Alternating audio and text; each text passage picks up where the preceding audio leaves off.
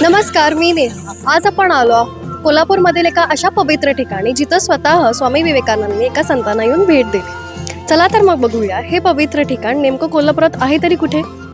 पापाची टिकटी परिसरातील दत्त महाराज गल्ली, जिथं परमहंस श्रीकृष्ण सरस्वती दत्त महाराजांचा जागरूक समाधी मठ आहे. आता तसं सांगायचं झालं तर सद्गुरू श्रीकृष्ण सरस्वती महाराजांचा जन्म नांदणी या गावात झाला.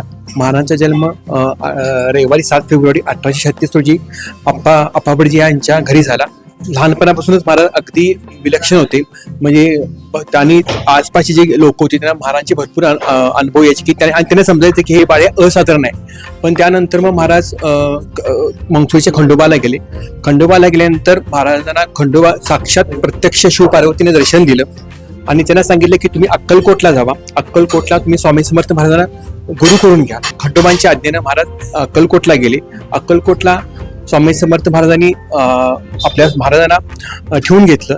त्यानंतर प्रत्यक्ष स्वामी समर्थांनी आपल्या महाराजांना श्रीकृष्ण सरस्वती असे नाव दिले. म्हणजे हे जे नाव आहे श्रीकृष्ण सरस्वती हे महाराजांना स्वामी समर्थ महाराजांनी दिलेलं आहे. त्यानंतर स्वामींच्या आज्ञेनं महाराज इकडं कोल्हापूरला आले.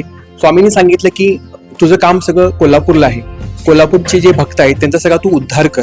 त्यामुळं श्रीकृष्ण सरस्वती महाराज कोल्हापूरला आले. त्यानंतर मग महाराज असताना महाराजांच्या दर्शनाला भरपूर संत लोक आले होते. उदाहरणार्थ शंकर महाराज आले होते.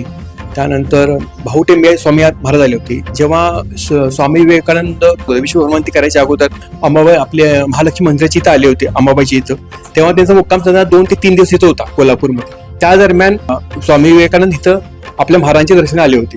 त्यावेळी त्यांची भेट झाली होती आणि असं म्हटलं जातं की जी वाचासिद्धीची जो आशीर्वाद आहे ज्यामुळे ते जे त्यांचं ते भाषण अगदी हे झालं बघा, त्यामुळे तो आशीर्वाद आपल्या श्रीकृष्ण सरस्वती महाराजांचाच आहे. त्यानंतर 20 ऑगस्ट 1900 साली श्रीकृष्ण सरस्वती महाराजांनी ताराबाई शिर्के यांच्या घरी समाधी घेतली. या मठाची संपूर्ण माहिती पहा अद्भुत कोल्हापूरमध्ये लवकरच फक्त चॅनल S वर.